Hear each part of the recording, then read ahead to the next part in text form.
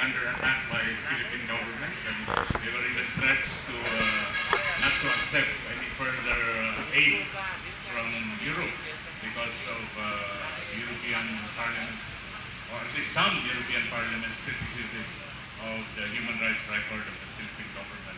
So, how do you see your role in the European Parliament on this issue? First of all, thank you for inviting us to participate in this civil society conference. I am Enrique Guerrero. I was presented before. We, the European Parliament, are very worried about the shrinking of the space of civil society. As a matter of fact, we just approved a report a few weeks ago, specifically on this issue. In this report, we express our concerns because civil society organizations are under attack all around the world, not only in developing countries, also in some European countries. And we, as the report says, this shrinking space is because of different reasons.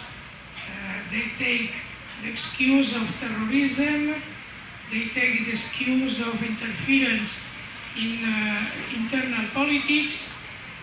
They do this shrinking the space with different means, through taxation, through bureaucracy, asking civil society organizations and NGOs requirements every time more complicated to comply, criminalization and stigmatization of representatives of those movements, and the European Parliament asked for the member states, governments of the European Union to stand up defending the civil society organizations and NGOs in general.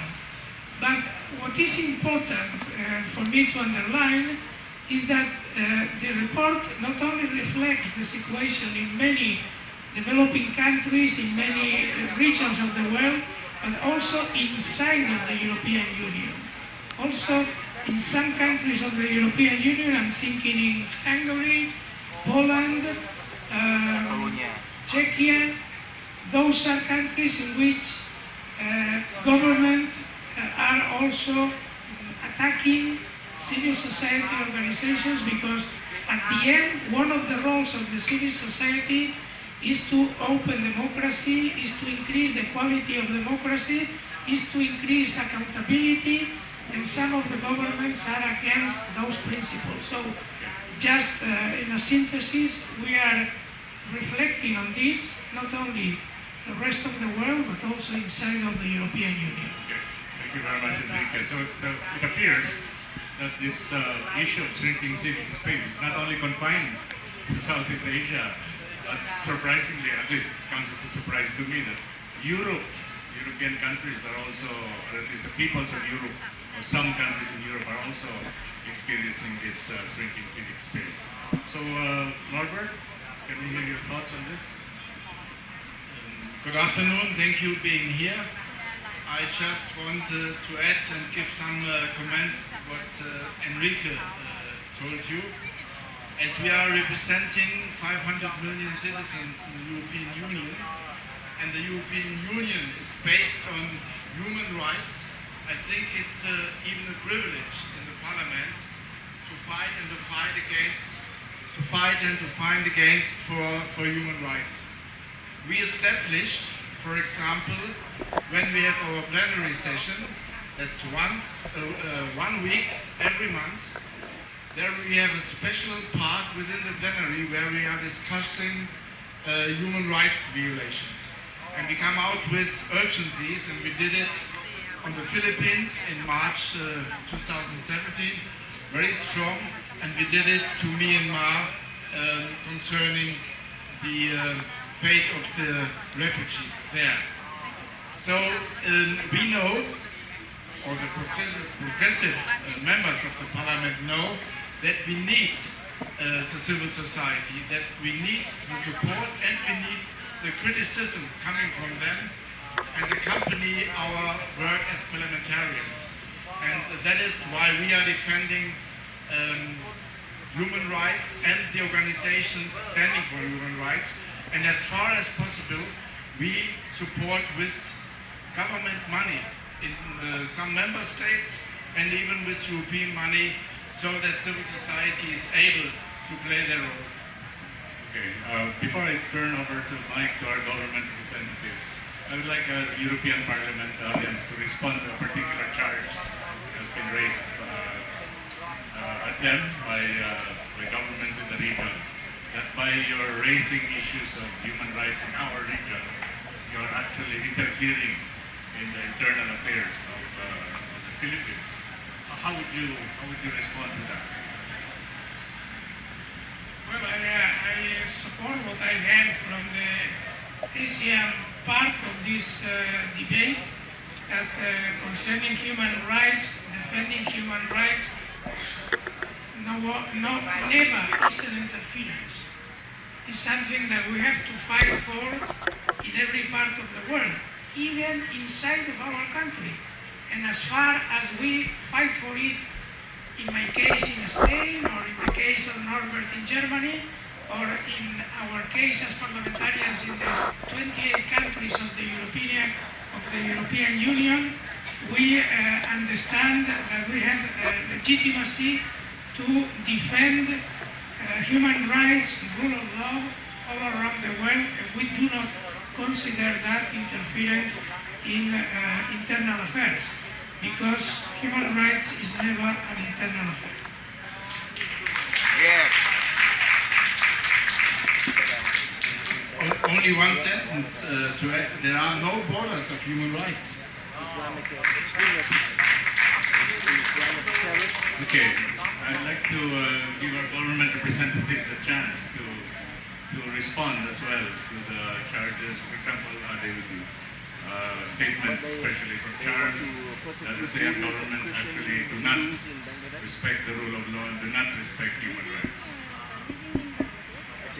Seems I'm the only representative from the government, but I cannot really address the concern because basically I will be meddling with another pillar. But basically, on the ASEAN socio-cultural pillar, wherein the concern is the well-being of the peoples of ASEAN, there are existing mechanisms wherein the people are engaged to contribute on in enhancing their well-being.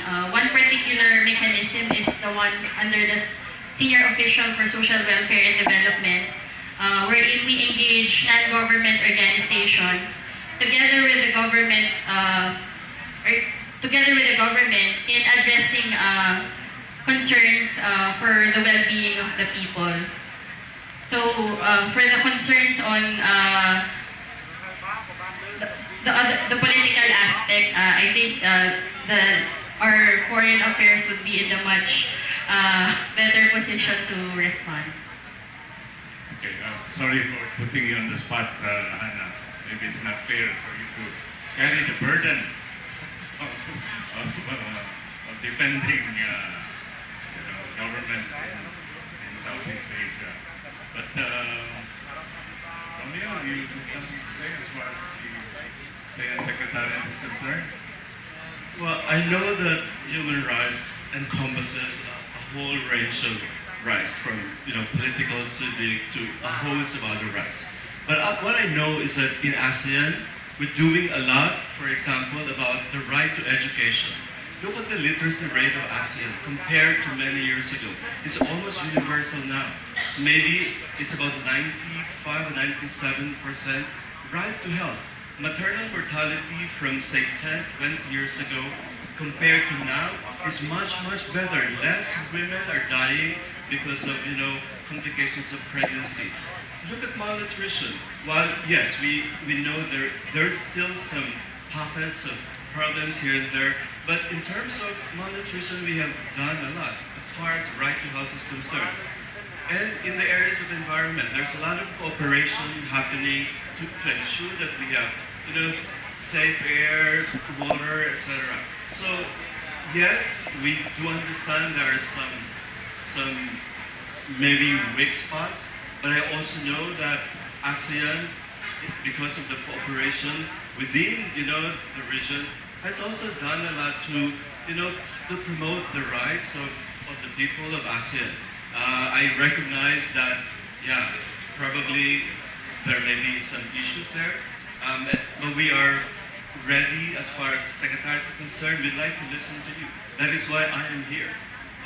My main job here really is to get your thoughts and listen to you. Okay, Tom, you have a response to that? Briefly, please. Hello. Well, being a Filipino, I'm ashamed of this government that we have now. I'm being the chair of ASEAN and being supposedly the leader of democracy and freedom for the past 30 years in the region. Now this government in our country is backsliding, and we don't want that to happen. And of course, ASEAN, under the chairpersonship of the Philippines, has not been really responding to the real needs of our people. They say that, well, these statistics about social protection, about addressing the socio-cultural needs of the 630 million population in ASEAN is there, but these are but statistics. We don't know what's happening on the ground, and if we talk with people on the ground, things are not happening for the benefit of most of our countrymen. If we go into the supposedly areas, from Vietnam, the Indochina Peninsula, to Malaysia, Philippines, Indonesia, things have not changed. We see that the growth rate of the region is climbing, but the impact on the economy for the marginalized in our environment, and of course, the political institutions needs much to be desired. So the real question really is, has ASEAN been responding to the real needs of our people? I think the answer is no. And this backslide after 50 years would take us, again, another 50 years to restore. And to point of fact, even the 2012 ASEAN Declaration of Human Rights, if you look at that document, you have Article 6 that states that, okay, we adhere to human rights, but we should understand human rights in our own regional and national context. It's not a universal appreciation of human rights. Again, in that declaration states that, well, we will follow human rights, but as long as it follows the laws of our country. Again, is that universal appreciation of human rights? It's not. So we're just fooling ourselves when we say that ASEAN is really in support of human rights, and that the peoples of the region will really benefit from this economic integration that they are pushing now. And in fact, it's happening now in Vietnam, the trade talks, and all the big bullies of the world and the region are there gathering. So I think the peoples of ASEAN must resist their government. Yes!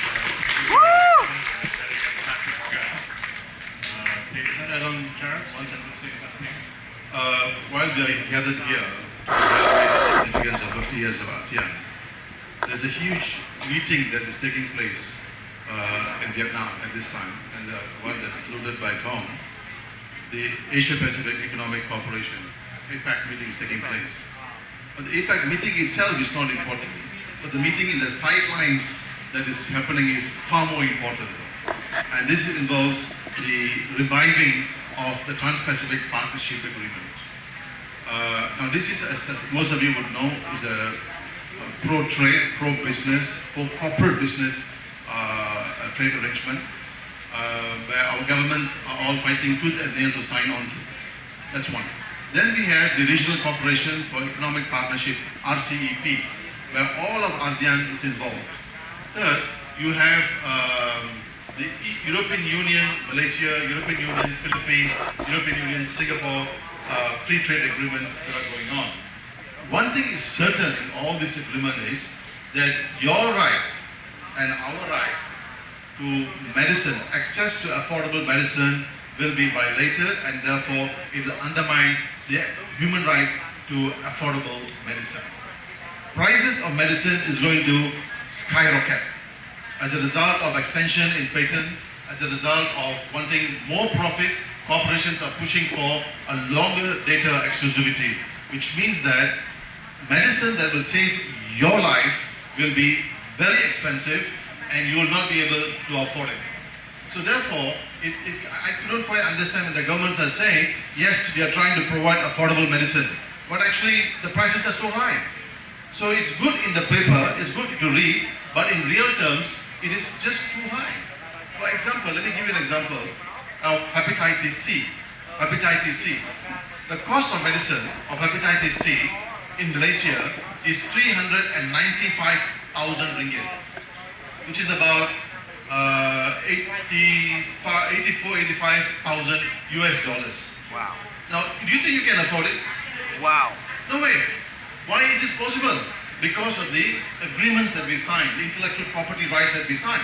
So we give away our rights. We give away our rights by signing those agreements, including the investor-state dispute settlement, where the sovereignty of the nation is under attack and undermined. So therefore, it is just not the issue of economic, social, and cultural rights that is now on the table that's been violated, but our rights are also being violated and taken away or robbed away from you and me through trade agreements. And this is something that we really have to fight tooth and nail. Thanks for reminding us first about other agreements and other meetings that are going on. My friend. For RCEP and trade agreements, we actually have a special session, breakout session. I think it's under the convergent space on corporate green. So check your schedules for when and where that discussion will be held on RCEP and other trade agreements that affect ASEAN peoples. Actually, my next question is supposed to be for a person who is not yet here. This has to do with the role of ASEAN intergovernmental bodies, especially the ASEAN Intergovernmental Commission on Human Rights. I am told that he is Mr. Edmund Bond, who represents Malaysia. HR is on his way here, but you know how traffic is in Manila. For now, however, let's set aside that issue, unless there's someone in this panel who would like to talk about this ASEAN intergovernmental bodies, especially HR, ACWC on women and others. Are these, because many of these intergovernmental bodies were established as a result of the ASEAN Charter in 2007, and these were supposed to be, it was boasted that this ASEAN Charter and the establishment of intergovernmental bodies would be a big step forward in ensuring social protection of women as well as human rights. What can our panel say about this? The APHR has been engaging these bodies, ICHR, and of course the ASEAN Interparliamentary Assembly. Just recently we had this IPA meeting here in Manila. Some of our members attended those meetings, but they were told not to discuss or bring up issues that would shame their own governments. And this happened in the IPA.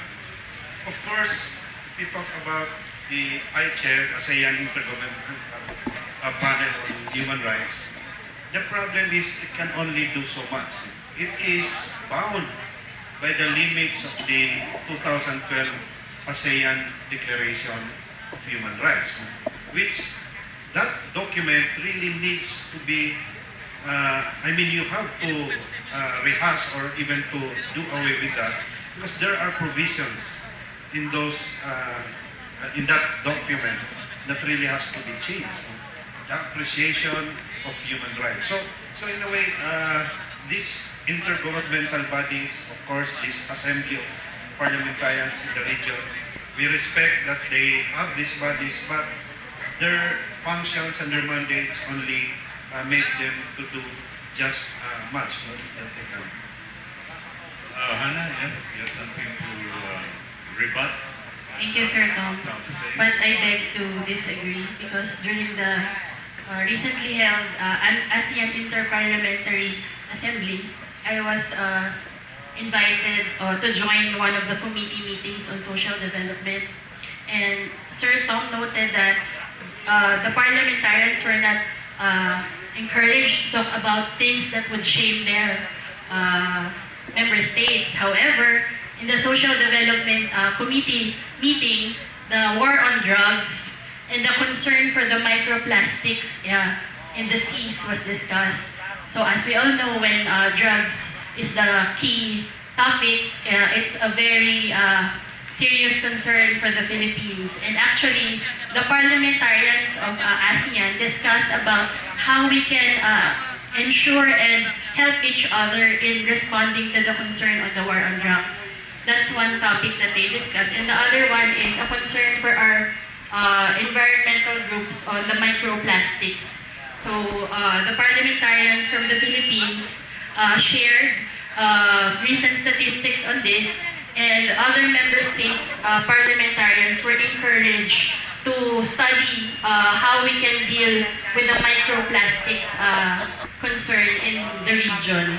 So for the ACWC, the ASEAN Commission for the Promotion and Protection of the Rights of Women and Children, which is under the purview of the Social Welfare Development Ministers, policy concerns are being discussed on the protection of the rights of women and children.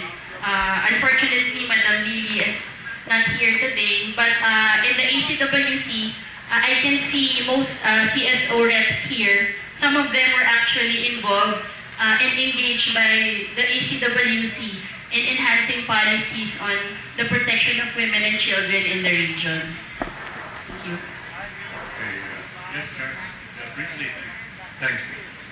I think I concur with Tom's view on AICHR, and I give an example of an ASEAN luminary, a towering ASEAN personality who's no longer with us, Sombath Somaphon, who disappeared in thin air in December 12, I think, of 2012. I could get the date wrong, I could get the year wrong.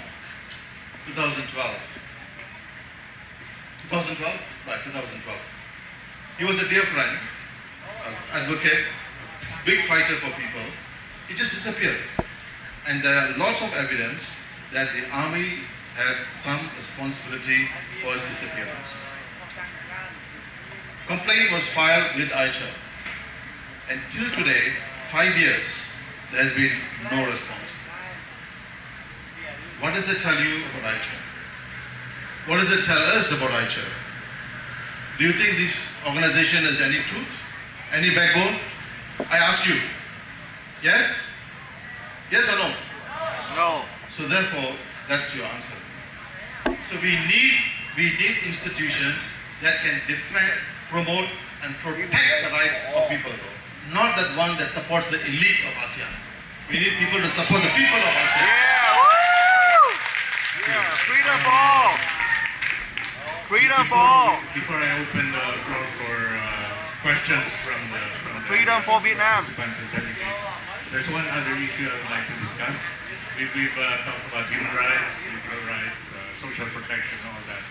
I would like now for you to talk about the economy, because it has been touted that ASEAN economies are now the darlings of the global economy, while the rest of the world is suffering from crisis after crisis. The ASEAN economies supposedly are experiencing really high growth rates. And the theory is that if you have economic growth, then supposedly political rights should follow. I mean, this is the logic of the theory. I mean, a professor of political science probably can attest to this. That you first grow the economy, and then everything else will follow, including political rights and all that. So is this logic something that holds true or will hold true in the future? Because it may not hold true today, but they're saying that, following the so-called trickle-down theory of economics, if you make the pie bigger, then ultimately everyone will benefit. And that benefit will not just be economic, it will also be political. What can our panel say about this?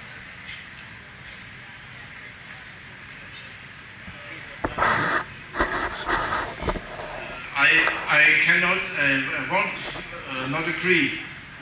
Coming to my home country, Germany, I think we have a strong economy. And this economy is based on strong and good trade unions. And it was accompanied, the whole development was accompanied after the Second World War by the trade unions. And I think if you want to develop in a social way and want to be economically successful, you have to put in the social rights. And this only can be done by strong trade unions to defend the rights of labor, to defend the rights of normal people. I'm very thankful that we combine human rights, or we have to combine human rights stronger with social rights. Human rights without social development are not enough, so we have to combine it and to develop both. Okay, in other words, the two cannot be separate. You cannot say, let's do one first and then think about the rest later. Yes, Charles? Thank you, Chair. I think ASEAN countries in the last have been toying or experimenting with the idea of trickle-down economics for the last 20 years, 25 years, at different stages, at different levels. And I think what we can say safely is after 25 years of embracing trickle-down economics, you have, one, high levels of inequality in the region. High levels of inequality here would mean that the elite have got far more richer than the working class. In fact, the working class today suffers from lack of protection. Trade unions are decimated. One of the biggest casualties of the trickle-down effect is the complete decimation of trade unions in the region. That's one, which means that workers are no longer protected. We also have the notion of loss of jobs. Today, more jobs are in the informal economy than in the formal economy. So we have many ramifications as a result of the trickle-down effect. Even productivity growth hasn't gone to workers, but has transferred to the owners of business. So really, I'm not so sure whether we should be promoting the idea of a trickle-down economics, or we should now look at economics, the way we organize our economy quite differently. Our system needs liberalize as much as you want. Liberalize the labor market, liberalize goods and services markets, and so on. And this really has not brought about prosperity among the people, prosperity among the majority of the people in the region. And therefore, in order to keep people in the same way, you cannot have a democratic governance system. So we suffer the lack of governance that can actually help to promote and protect people's interests in the region. Okay, thank you. Actually, just recently we had a forum here at the University of the Philippines, and there was a noted economist who, in response to the question about the democratic deficit in Southeast Asia, his response was to say, well, poverty has gone down, and more people are being taken out of poverty, and therefore that is more important than democracy. It's really astounding comment from an economist from my university. Enrique, you have something to say? Yes, you know, in the European Union, poverty is growing up. Because of the effects of the economic crisis started in 2007, 2008, there is a growth in the economy, but more inequality in the distribution. And we start experiencing a phenomenon of people that has a job that is below the poverty level, below the poverty threshold. And again, this is something that has to be solved by policies of redistribution, policies implemented by governments, let's say, through politics. And for that, the trade unions are key, are essential in order to change the redistribution of the economy.